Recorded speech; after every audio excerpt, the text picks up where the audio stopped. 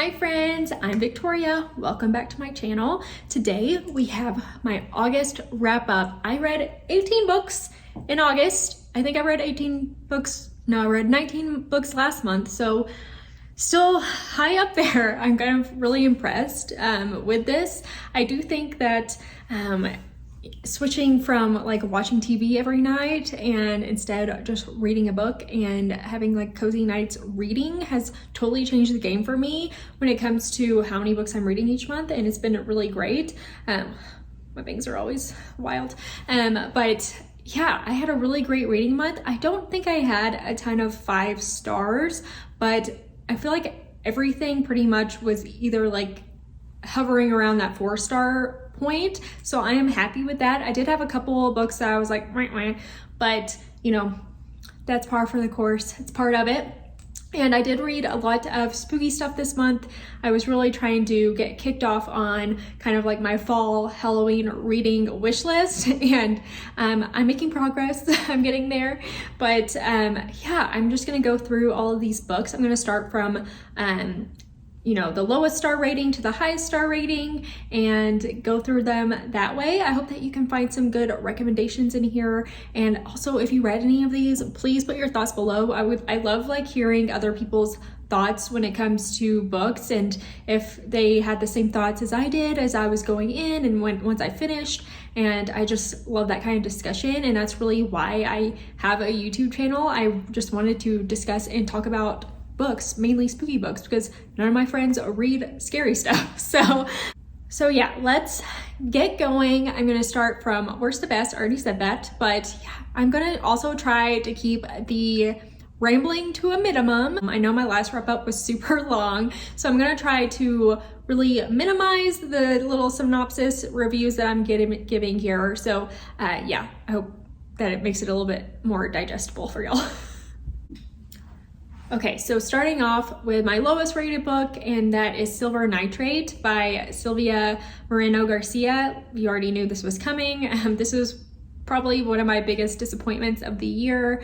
I wanted this to be scary, eerie. I wanted it to have stuff about occultist and film in a way that really terrified me. The way that it was marketed made it seem that way, and it just was not. Like, this is almost like a drama in a sense, and very little thrill, hardly no horror. So I just was really disappointed. I wish it was marketed a different way, because I think that I might have gone into it expecting something totally different and wouldn't have been so disappointed. But yeah, just not my favorite. If you're looking for something that is just a little bit spooky and, you know, has some elements of crime and magic, then go for this, because it definitely felt more of like a fantasy suspense rather than a horror.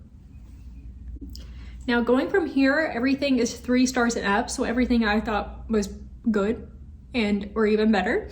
So that's really exciting, and I'm just gonna go in order from how I read them. But now the first 3-star read I have is Tell Me I'm Worthless by Allison Rumfitt. I have this in a reading vlog, but it is a very kind of in-your-face, over-the-top book about horror and trans experience, and there's a lot of commentary in here. I wanted it to be a bit more scary, a little bit more of a haunting. There was also parts in here that I felt were using elements as horror that I don't believe should be used as horror, like you know, SA and things like that. I don't think that that should be used as like a main form of like being scared in the form of horror in any novel. I think that that's very lazy, honestly. And so I had a huge issue with that. And even as time went on after reading it, I had an issue with that. But overall, the story is about a haunting. We're hearing from these 2 characters' point of view, but also from the house's point of view, which I thought was super cool. I would have loved more of the haunted house POV to really kind of get into those haunting feels. But yeah, I didn't hate this at all. I still enjoyed it, and I thought it was good, and I really appreciated what it was doing, especially like bringing awareness to certain issues, especially when it comes to the trans experience. I for sure appreciated that. There is a lot of stuff in here for shock value. Almost in the extreme horror sense, just like a lot of things that I don't think were super necessary or added to the story, which is fine, but yeah, just keep that in mind if you're interested in reading this one. Hello, it's Victoria from the future again, and then I realized I forgot another book. So I read 18 books, and my brain, I swear, I don't know how I am forgetting these, but the other book that I read was Dead 11, and I'll just stick these in to where they go in the ranking system. I ended up giving this 3 stars, but honestly, I was struggling between 3 and 2.5, simply because I had high hopes for this and it did not live up to it. Essentially, we have this woman who goes to this town and she goes missing, and this town is kind of really secluded. No one really knows much about it. It's seen as kind of like a weird culty town where people live, and they live the same day over and over again, a day from 1994, and they all kind of do the same thing every day. We learn why eventually and the cause of it, but we have this girl who went missing, and she went to this town because she thought that like her son that had passed away was like calling her there and like leaving her signs to go there. Okay, so she goes there, she ends up going missing, and then her brother goes to look for her, and her brother's actually a journalist, but he goes to look for her, and he's noticing, wow, this town's weird, like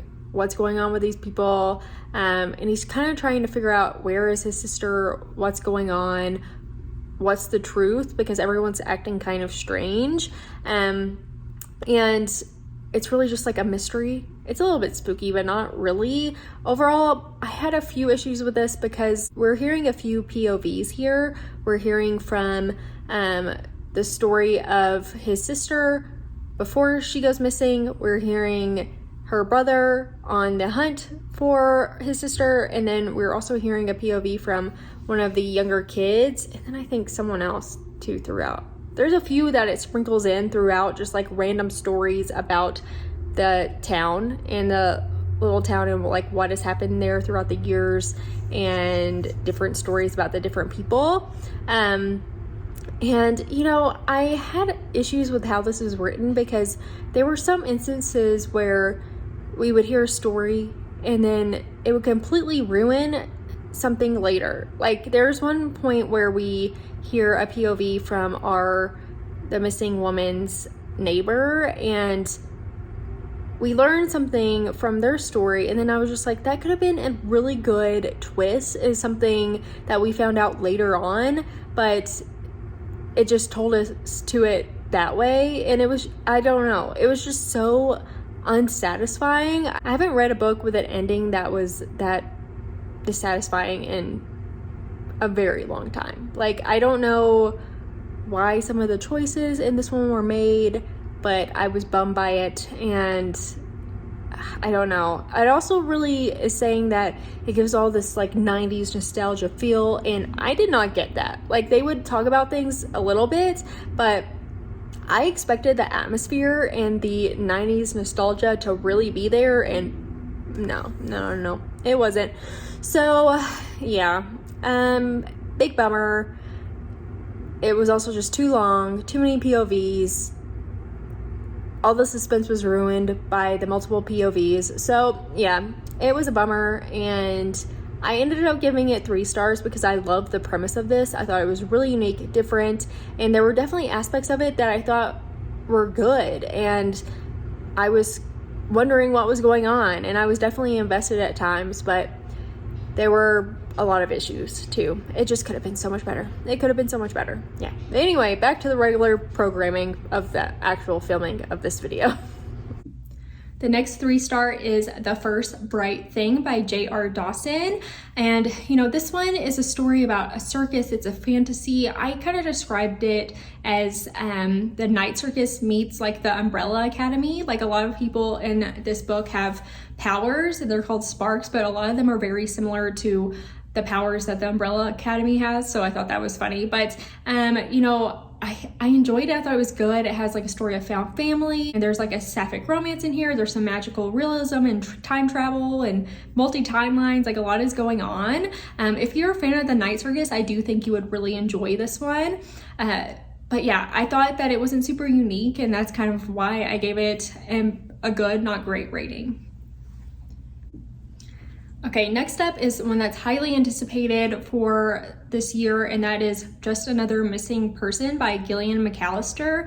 Now, you may have read Wrong Place, Wrong Time by them, and I definitely recommend that one over this one. This one felt like I was just rereading Wrong Place, Wrong Time, but without the time travel. Now, it was still a pretty good like crime investigation mystery, but overall, I was just kind of like underwhelmed. It did pick up at the like 50-55% mark where I was like, okay, things are getting a little bit better, and not as like just standard like mystery crime like missing person case. And so I appreciated that, but you know, in the end, the twists, I pretty much called most of them, and I wasn't super surprised by them. It was just like an average crime mystery, and that's fine. So, you know, if you haven't read Wrong Place, Wrong Time, you probably would have liked this a lot more, but I still recommend that one over this one. The next 3-star read I actually just finished today, and I did get an ARC of this from Random House and NetGalley, so I appreciate that. But I did listen to the audiobook from Libby while reading along the ARC, and I will have to say, if you use Audible or if you buy audiobooks or anything like that, do not buy the audiobook of this. The audiobook of this, I don't know what's happening, but it's nearly impossible to understand what the person is saying. I have never experienced something like this with listening to audiobooks. It was very strange. I've also listened to an audiobook narrated by the same person. I think it was like the Book of Accidents that I listened to that was narrated by the same person. And I wouldn't say they were my favorite then, but it was like, I don't know what was going on with this one. You couldn't understand. I don't know if they were like getting over a cold or what, but it was not great. So I do not recommend the audiobook at all, like at all. But I will say this is action-packed, fast-paced. There's so many unique aspects to this story, like things I would have never thought of and haven't heard of. So I totally appreciated that, and really why I'm giving it 3 stars. I thought it was a good story. Did I think it was great? No. And the main issue I had with this was that there was so much going on. I just don't even understand how so many things fit into this. If you watched my wrap up for last month, I read, what was it? The Puzzle Master. Yeah, I think it was the Puzzle Master. And it was kind of like the same thing. I'm like, how many genres in here? How many different things are going on here? Like in this one, it was just too much. And this was like a 14-hour audiobook. And I honestly feel like a few hours could have been cut off of it. Some parts felt a little bit repetitive, but the issue is like we're following so many POVs. I think in the end, there's like 7 POVs that we're following. It's a lot. And then aside from that, we are, there's a possessed hand or occultists, we have the mob, we have, you know, rogue government agencies and a possible apocalyptic scenario, we have riots, we have rock bands, police brutality, like crime drama, like crazy like collectors and all kinds of things. There's so many aspects to this, and I just wish that it would have been pared down a bit and edited a little bit more and slimmed down, because some of this could have been cut out and it would have made the story just so much more effective, because I was like finding myself getting a little bored and like just having a hard time paying attention, because it was just like constant, so much was being thrown at you, and then you were like switching from POVs so much into so many people. So I don't know if I've ever read a book, maybe other than like Daisy Jones and the Six, where there's like this many POVs, but I mean, that's just like telling someone's story. Like this was like, there was so much going on here, and I still like this story. I thought it was really good. I love the tie-in of like rock and like punk, and that there are these musicians involved and like a song, and there's like a possessed hand. I think is so fun and so unique. And like the Fever House, I thought that was so cool. And so I still really like this. I gave it 3 stars. I know it could have been better, and I was struggling at parts. There's also a shout out to like Murfreesboro in here. And if you're from Tennessee, I went to MTSU, I'm from Tennessee, grew up there.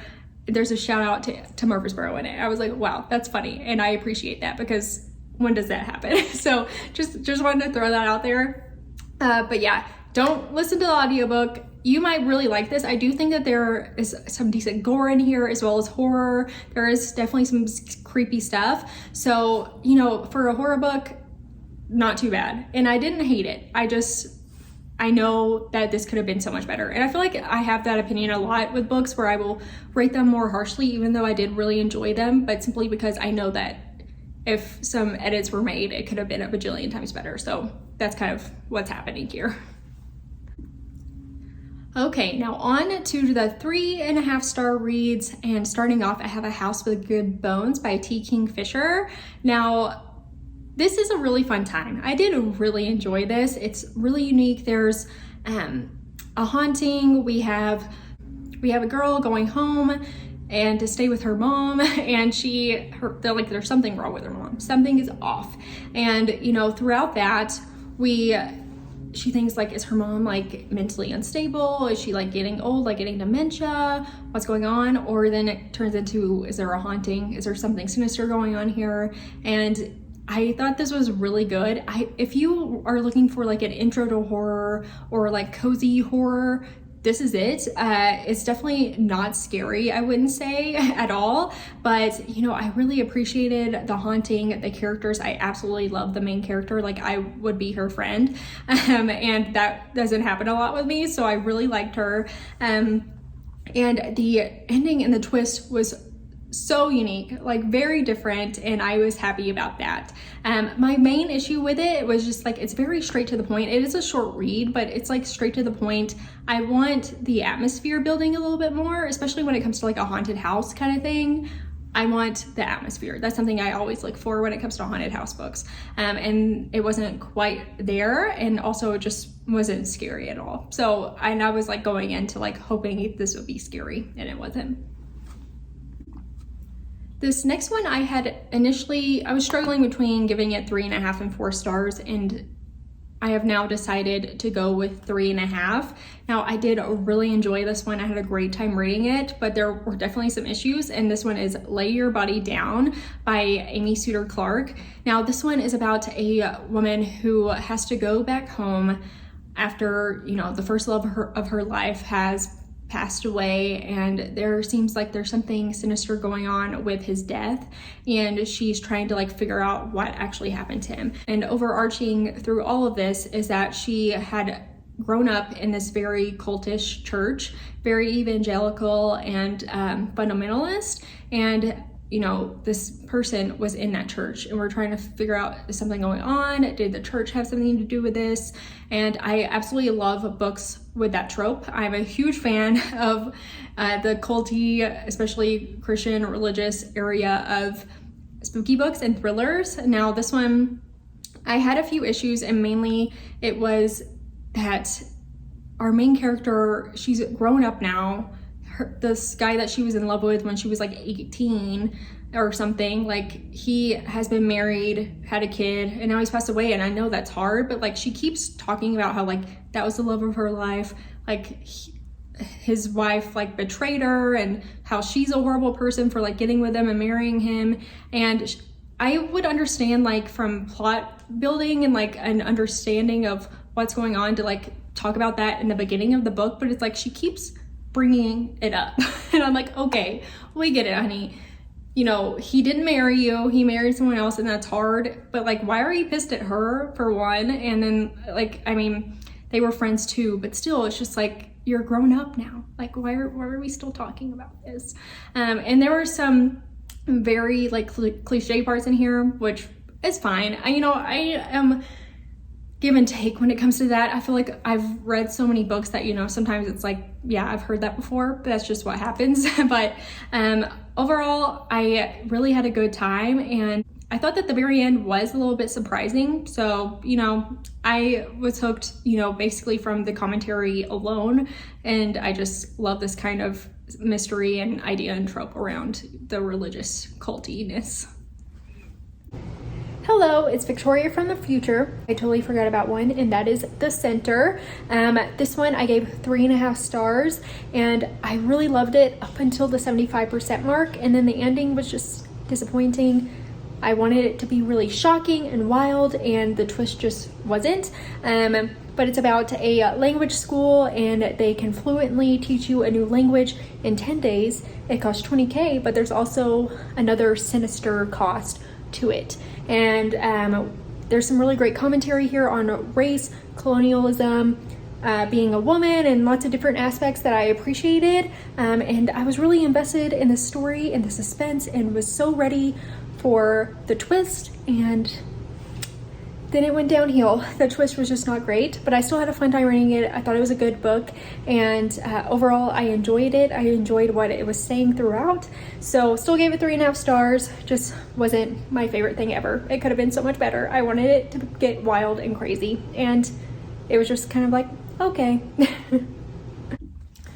Okay, on to our 4 stars. I have a lot of them. I mean, this month was honestly really good for reading, and almost everything I really liked and thought was great. So starting off with the 4 stars is The Last Word by Taylor Adams. I had such a fun time with this book. It's so campy, it's ridiculous. Like, there's parts where I was just like, wow, this is wild, but I loved it. I had such a great time reading this.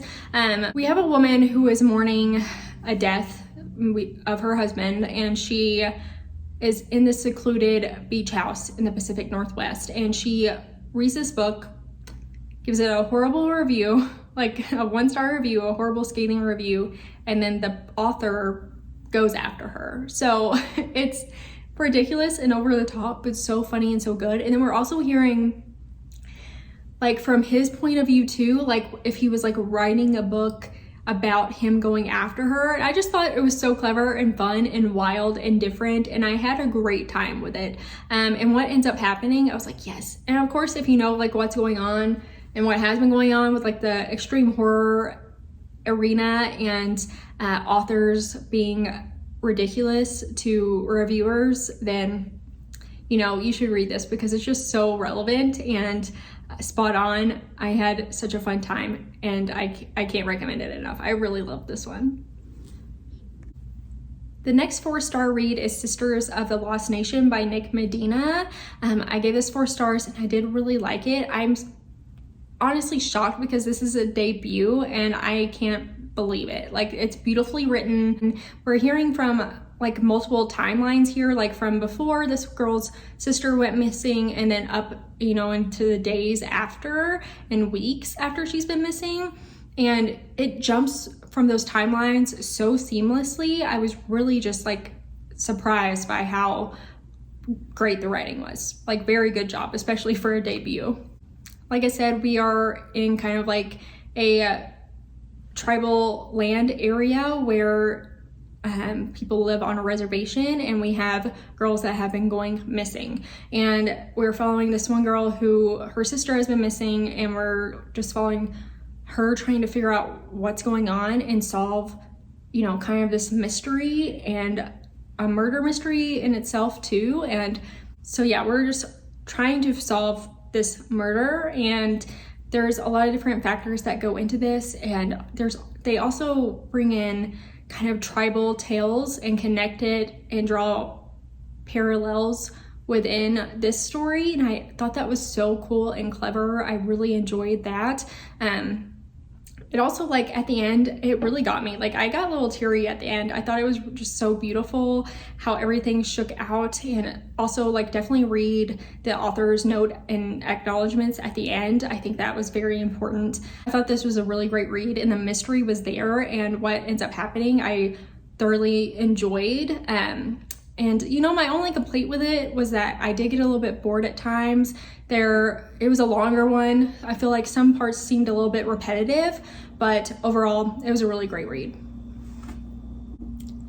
The next 4-star is The Guest by Emma Cline. I have this in a reading vlog, but wow, I thoroughly enjoyed this one. We have this girl who is just drifting along in life. She's in a mess.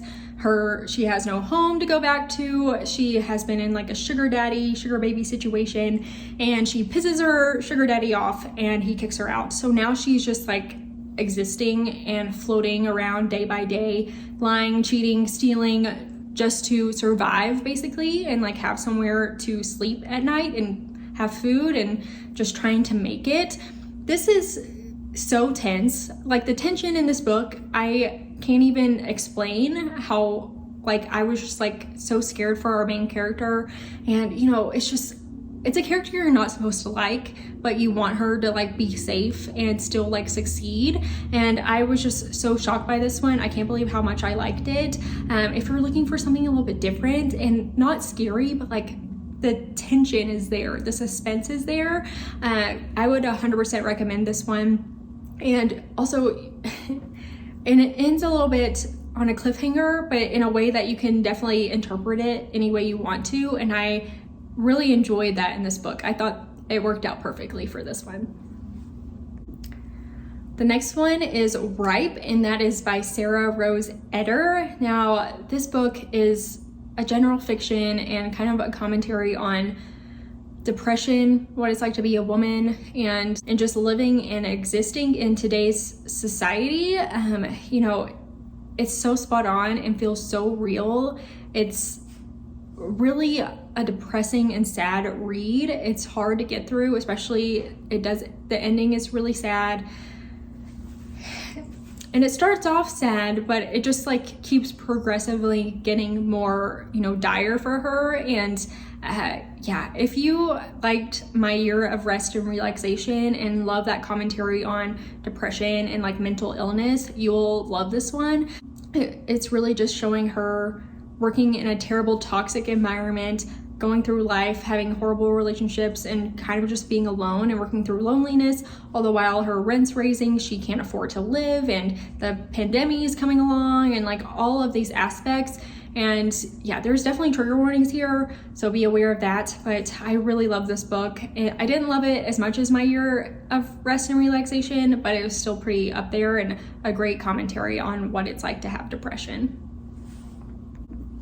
Next up, we have a fun one, and that is The Scariest Book Ever, and it is the first book in the new like Goosebumps House of Shivers series. I did get an arc of this from Scholastic and NetGalley, so thank you all for that. I read it while camping, which was absolutely perfect. I was like by the campfire reading this, just a little cozy, spooky read. But we have these kids, and they go to stay with their uncle while their parents are out of the country, and they haven't seen their uncle since they were babies, so they don't even know him.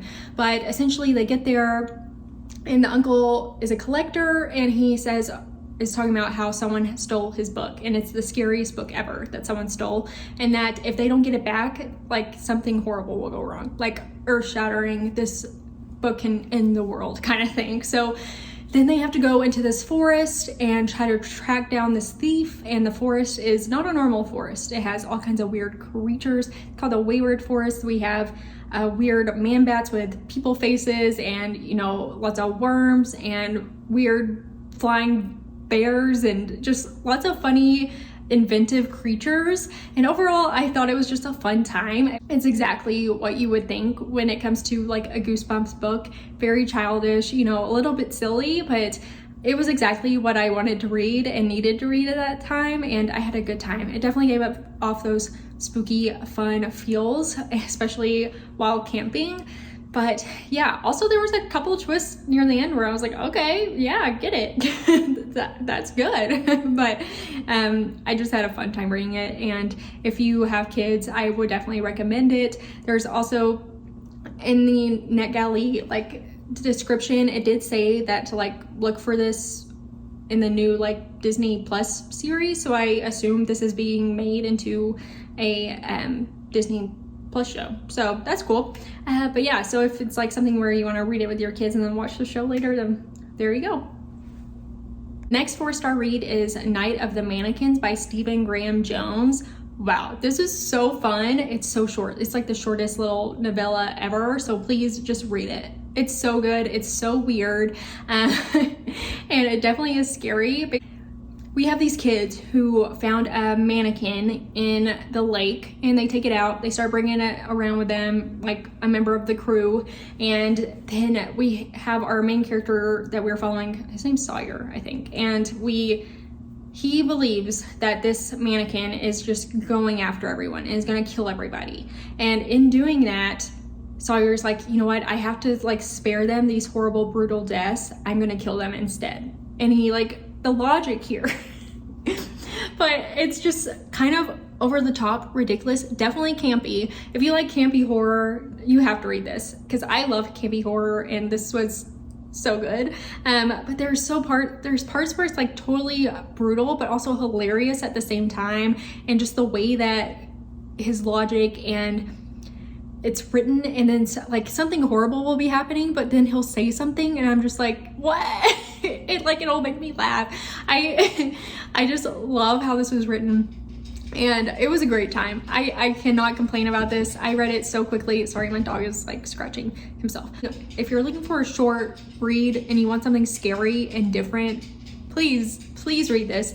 I can't believe it took me so long to read this. I've only heard great things, and I couldn't recommend it more. It's so much fun. Okay, now we're on to the 4.5 stars, and I have quite a few.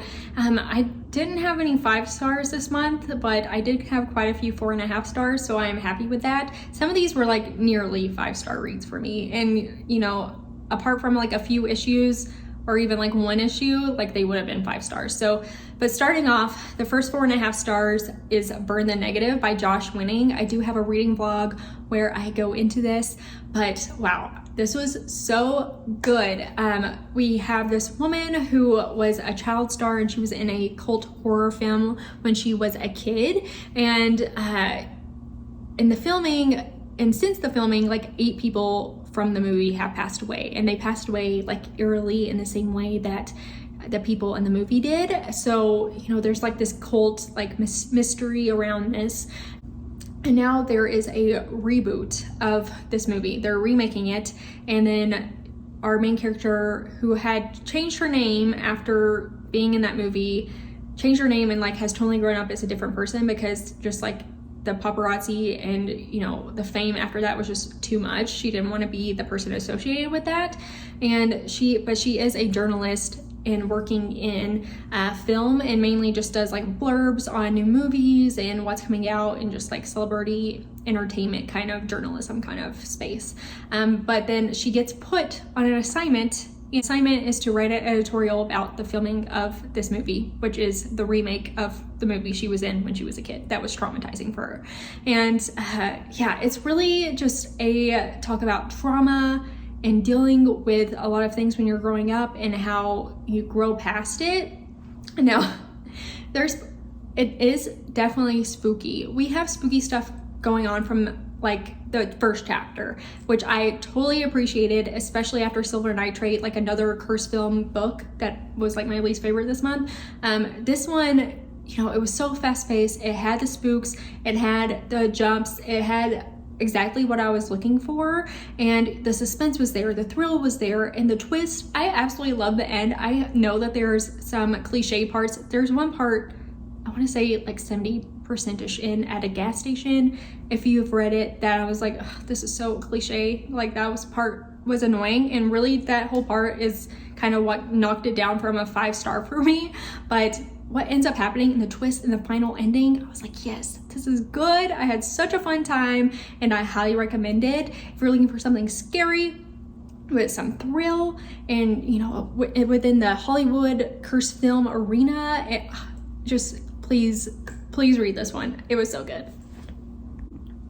The next 4.5 star is Delicate Condition by Danielle Valentine. Now, this is the book that the new American Horror Story season is based off of, and it's essentially a Rosemary's Baby retelling. And I do have a reading vlog going into this. I absolutely love this book. Like, I should just give this 5 stars because I had the best time reading this, and I love Rosemary's Baby so much. Like, I wish I could explain how much I love it. I love it. And this gave me everything I wanted in the realm of Rosemary's Baby, but then adding all the commentary, the feminist ideas, talking about what it's like to be a woman and having kids and aging, and also, you know, going to the doctor as a woman, just like all these different elements. And I absolutely loved it. It was so good. The stuff starts happening right off the bat. It's so fast paced. So I really appreciated that about it. And it gets weird. There's some parts in here that I was like, oh my gosh, that's so strange. That's so weird. I love it. And I was like, give me the weird stuff.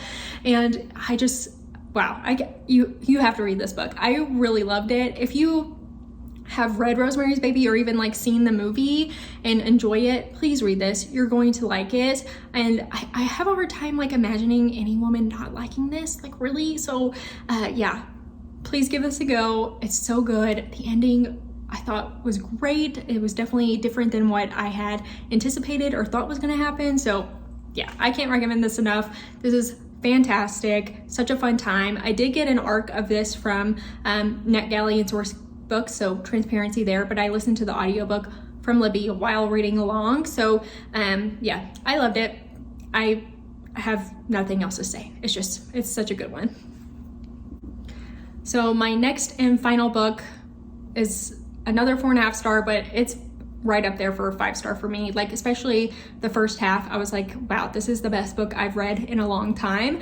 And that is Camp Damascus by Chuck Tingle. Now, this is about a girl who is in a very culty, you know, evangelical family. Again, I love that kind of trope, especially if you've grown up with any religious trauma at all. I'm sure you would appreciate that as well. And the, like, how cathartic it can be to read stuff like this.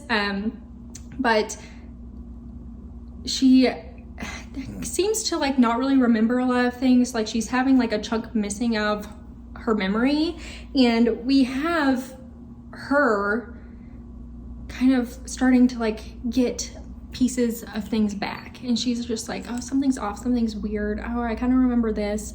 But also, like, her parents are being very strange with her. Like, she's 20 years old and her parents are treating her like a child pretty much. And we're like, what's going on? She's talking about her religion, like things that they abide by, and all this kinds of stuff. But then this church also, you know, has a lot of services. They have like a conversion camp where they say that it's the most effective conversion camp in the country. So there's that aspect, but we're like kind of following this girl. She's missing some things, creepy stuff starts happening, and she starts seeing stuff. So there's a part in here at like, oh my gosh, I locked my cat in the bedroom, hold on. Are you okay? I'm so sorry. Come on. I didn't know you were in here. I didn't know. I'm so sorry. I didn't know. You said hi. You locked me out. But she starts seeing things. And there's a part about 20% in where it takes a turn that I was shook. I was so shook about this happening, and I was just like, wow, that escalated and I did not see that happening. But yeah, there's definitely some spooky stuff. I love the commentary. I love the culty mindset and, you know, all of that stuff. I love it. And this just like spoke on it so well. Like, it was so spot on with all of that, that I was so happy with it. And then at the 50% mark, there is a twist that happens, and, you know, things start to have things start to make a shift. And at that point, I felt like it was so fast and like things were happening so quickly that it felt rushed. And that was like my main issue with it. I felt like there could have been a little bit more added to feel the full-fledged change from the twist to when we were going to like the final climax area, and to make it just feel more thought out. So that was like my main issue with it. The end and what is actually going on is very unique and very different. And I was like, yes, I'm so happy with this. So strange. And I just love this book. It was almost perfect. I highly recommend it. that is it for my August wrap up. It was a great month. 16 books. I cannot complain with any of them. I had a really good job. Well, I can complain with one of them. I complained with silver nitrate quite a bit in my reading vlog, as you've seen if you've watched it. But otherwise, it was a great month of reading, and I am so excited for what's coming next. I do have my September TBR up if you're interested to see what I am reading in September. I also have like a fall autumn reading wish list, and those are just like mostly like cozy-ish witchy books and spooky, not really scary kind of books if you're interested in that as well. So yeah, please like and subscribe if you enjoyed this video. And also if you have any recommendations or anything you would like to discuss, please put it below. I hope that you have a lovely spooky day and a good start to your burr months. Bye.